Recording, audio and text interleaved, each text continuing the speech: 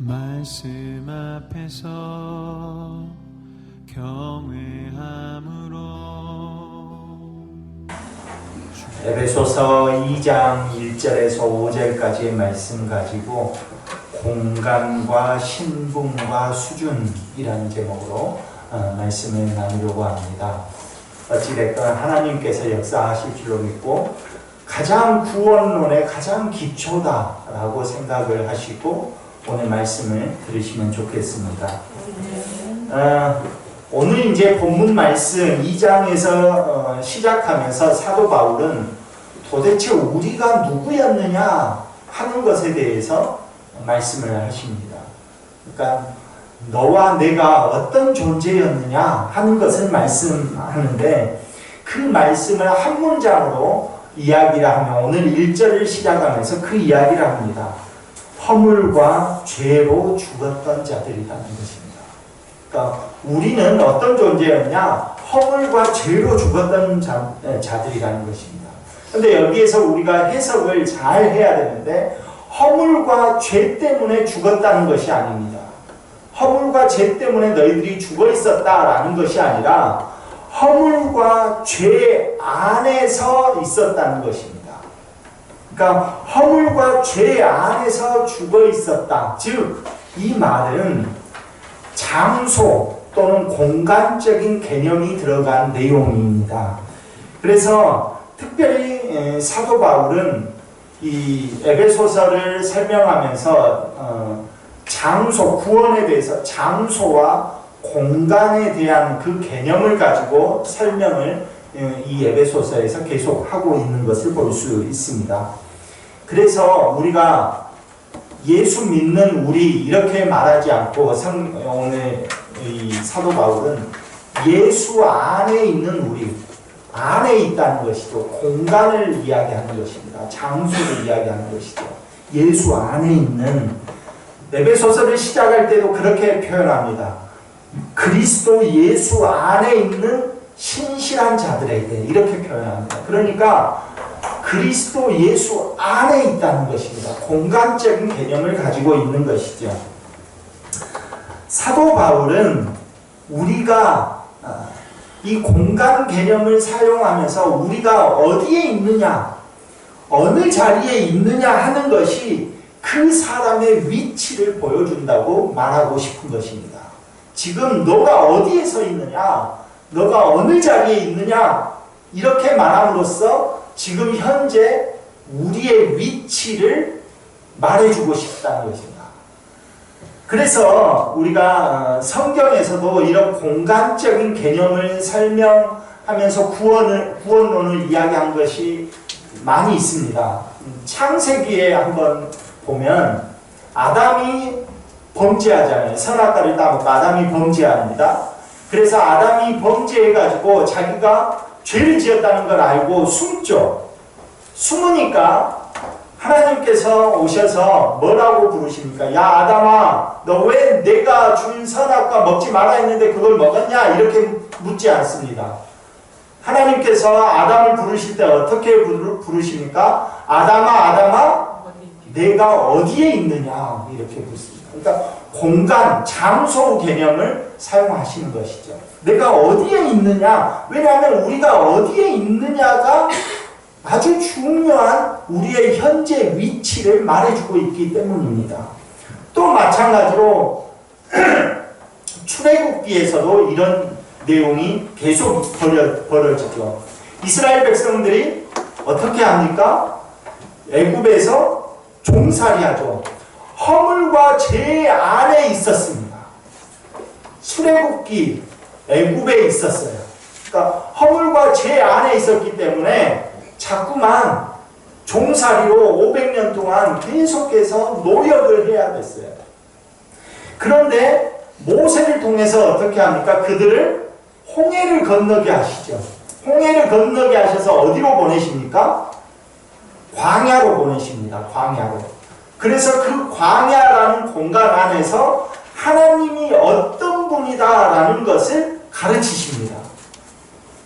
그리고 나서 광야에서 또 어디로 옮기십니까? 가나안 땅으로 드디어 들여보내시는 것이죠.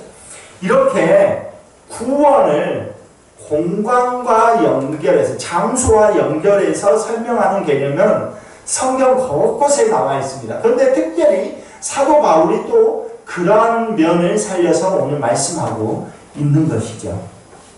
그래서 우리는 그동안 허물과 죄라는 이 공간, 허물과 죄라는 이 장소에 있었다고 사도 바울은 말하고 있습니다. 여기서 허물과 죄로 죽었던이라고 할 때 죽었다라는 것은 생물학적으로 너가 죽었다라는 의미가 아닙니다. 여기서 죽었다라는 것은 성경에서는 항상 하나님과의 관계가 끊어졌다라는 것을 죽었다라고 표현을 합니다. 그러니까 하나님과의 관계가 끊어진 거예요. 그러니까 허물과 죄 안에 있었기 때문에 하나님이 계시는 그 장소, 공간과 이 끊어져 버렸다는 것이죠. 그러니까 허물과 죄 안에서 죽었다 이렇게 말을 하고 있는 겁니다. 우리가 이것은 쉽게 설명하자면 이런 겁니다. 나무에 가지가 붙어 있잖아요. 지금 여기에서도 붙어 있죠. 나무에 가지가 붙어 있어요. 붙어 있으면 겨울이 오면 어떻게 됩니까? 잎이 다 떨어지고 그리고 마르죠. 그래서 볼품 없어집니다. 그러나 그 가지는 죽었습니까? 살았습니까? 살았어요. 왜 그럽니까? 나무에 붙어서 영양분을 공급받고 있는 것입니다. 그러니까 끊어지지 않은 거예요. 그러나 반대로 나무에서 끊어진 그 가지가 땅에 떨어졌어요. 그런데 막 땅에 떨어졌기 때문에 나무에 붙어 있을 때하고 똑같은 모습이죠. 그래도 그 가지는 우리가 뭐라 합니까? 죽었다라고 말해요. 시간이 조금만 흘러도 잎은 마르고 가지는 썩어 들어가죠. 그런 것처럼 허물과 죄로 죽었다라는 것은 하나님에게서 떨어져 나갔다. 하나님과 함께 같은 공간에 있지 않았다라는 의미로 설명하고 있는 것입니다. 그래서 오늘 사도 바울은 그러면 하나님과 같은 공간에 있지 않은 허물과 죄로 죽어 있었던 그 상태를 더 구체적으로 2절부터 설명을 하고 있는 것입니다. 그래서 하나님에게서 떨어져 나가서 죽어가는 그 공간에 우리 사람이 머물면서 그 죽어가는 인생들이 가는 길이 있었다는 것입니다. 그 가는 길이 있었는데 이 가는 길도 공간의 개념이죠. 하나님에게서 떨어져 나간 사람들이 가는 길이 있었는데 그 길이 어디냐? 바로 세상의 풍조를 따르는 길이었다는 것입니다. 세상의 풍조를 따르는 길. 세상의 풍조를 따르는 그 공간에서 권세 잡은 자들, 그 사람들을 따르면서 살았다는 것이죠. 시편에서 복 있는 사람을 뭐라고 하죠? 시편에서 복 있는 사람은 악인의 길을 따르지 아니하며. 그러니까 복 없는 길을 따라가고 가고 있었던 사람들이 우리였어요. 하나님과 단절되고 하나님과 끊어져 가지고 하나님과 상관없이 세상의 풍조를 따르는 그 길로 가고 있었다는 것이죠. 그래서 우리는 항상 그 길은 복이 없는 길이에요. 복 있는 사람은 악인의 길을 따르지 않는데 복이 없어서 늘 악인의 길, 즉 세상의 권세 잡은 자의 그 길을 따라갔다는 것이죠. 이것도 철저하게 어쩌면 공간의 개념으로 설명하고 있는 것이라 말할 수 있을 것입니다. 어찌됐건 이렇게 하나님과 관계없이 죽어가고 있는 그 공간에서 우리는 어떻게 된 겁니까? 예수님께 접붙임을 받은 거예요. 세상의 권세 잡은 자의 그 길을 따라가는 우리를 예수님께서 오셔서 그 가지에서 딱 꺾어가지고 자기 몸에 딱 붙인 거예요. 접붙임을 한 겁니다. 그래서 우리가 공간이 이동이 된 겁니다. 공간이. 즉 세상의 풍조를 따르는 그 공간에서 예수님을 따르는 공간으로 이동이 됐죠. 가지가 꺾여가지고 예수님이 있는 곳으로 와서 예수님 몸에 딱 붙었으니까 공간이 이동이 된 겁니다. 이렇게 사도 바울은 구원이라는 것을 공간의 개념을 사용해서 설명하고 있는 것입니다. 그렇다면 여러분에게 제가 한번 묻겠습니다. 여러분은 지금 어느 자리에 있습니까? 여러분의 위치가 어디입니까? 세상의 풍조를 따르면서 세상의 권세 잡은 자의 그 길을 따르고 있습니까? 아니면 여러분은 주님 안에 있습니까? 네. 3명은 주님 안에 있고 나머지는 지금 이것도 저것도 아니고 양발 거치고 지금 있습니까? 여러분은 잘 기억하십시오. 여러분은 세상의 권세 잡은 자, 즉 세상의 풍조를 따르는 길에서 꺾어졌다니까요. 꺾어져서 예수님의 몸에 접붙임을 받았다고요. 접붙임. 그러면 여러분은 어디에 있습니까 지금? 네, 자신 있게 그렇게 얘기를 해야죠.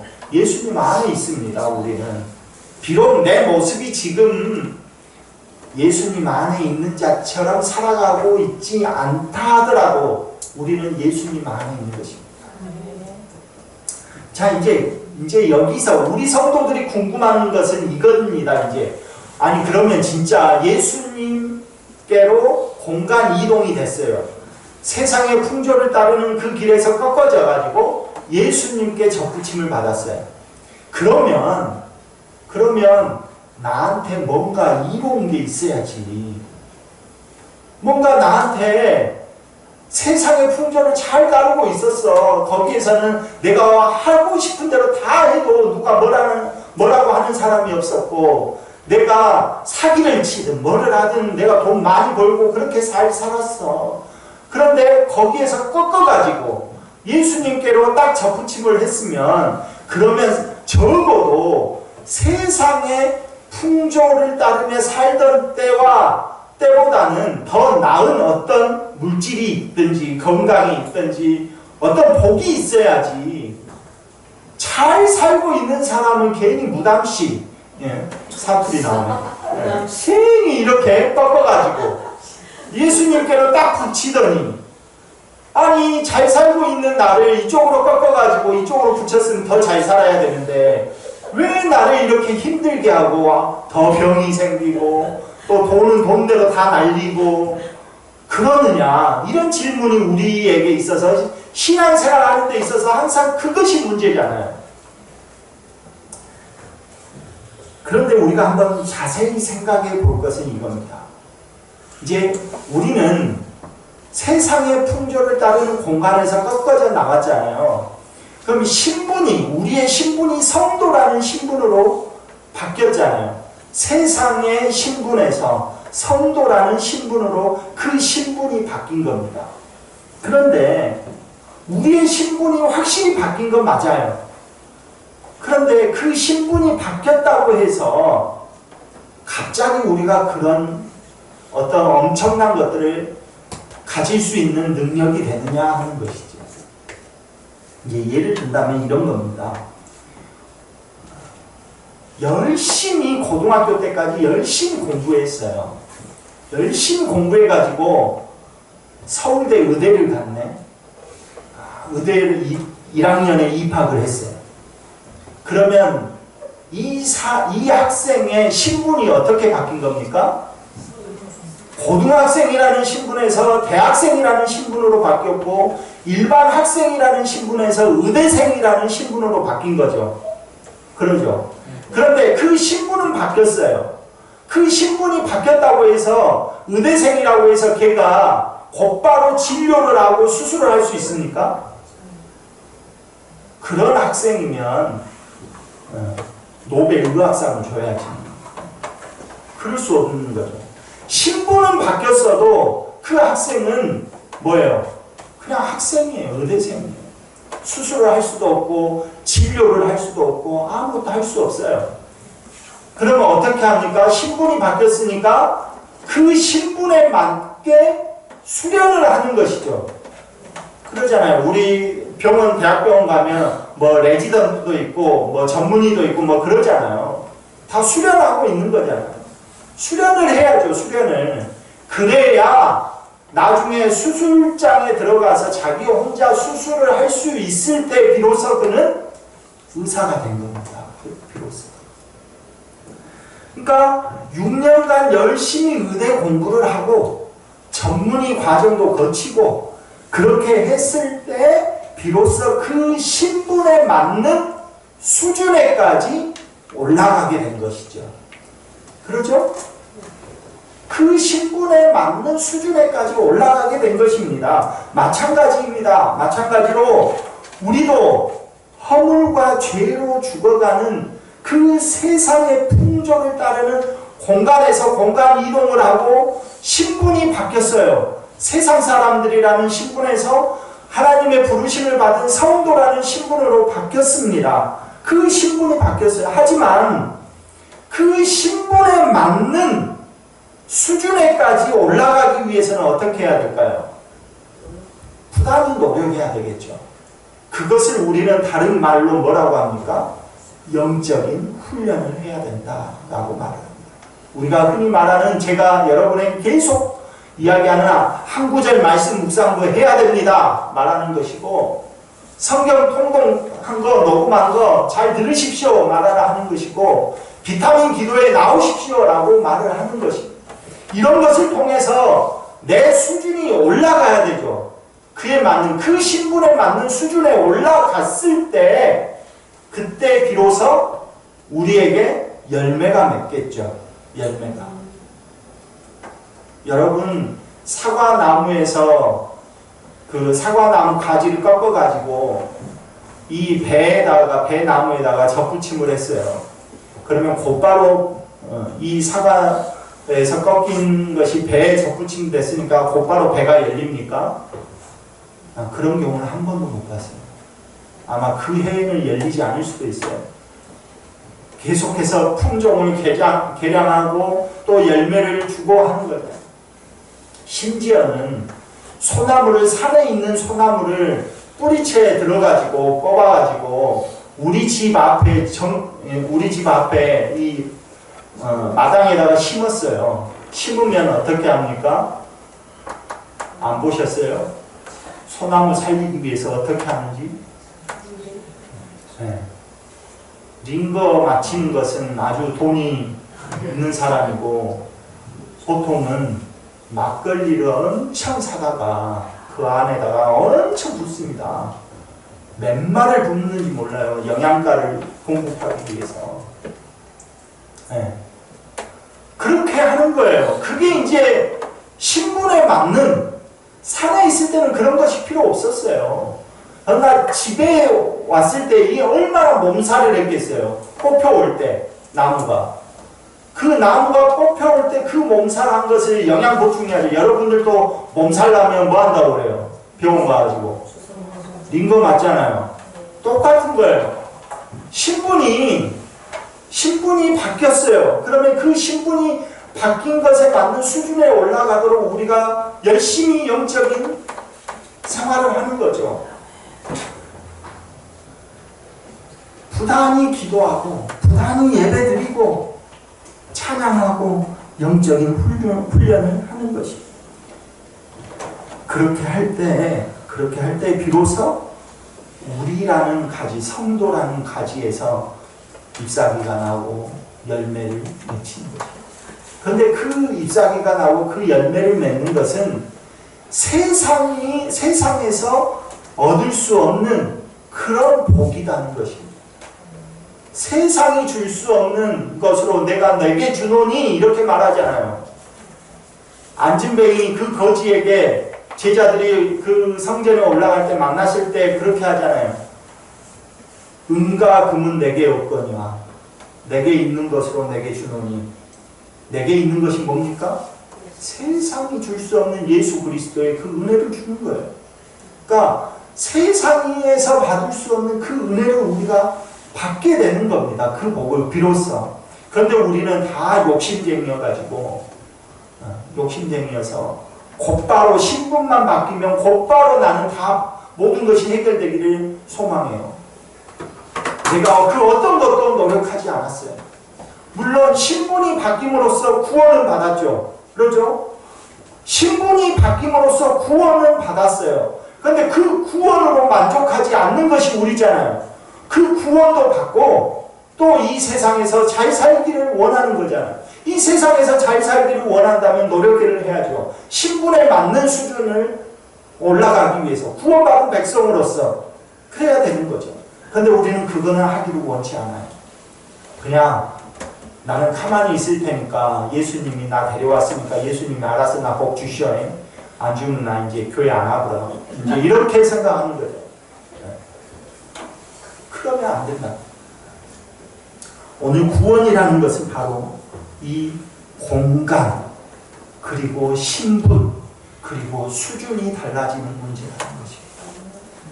오늘 간절히 바라기는 우리 유한의 성도들 모두가 이 공간, 신분, 수준이 올라가는 그런 저와 여러분 되시기를 간절히 소망합니다.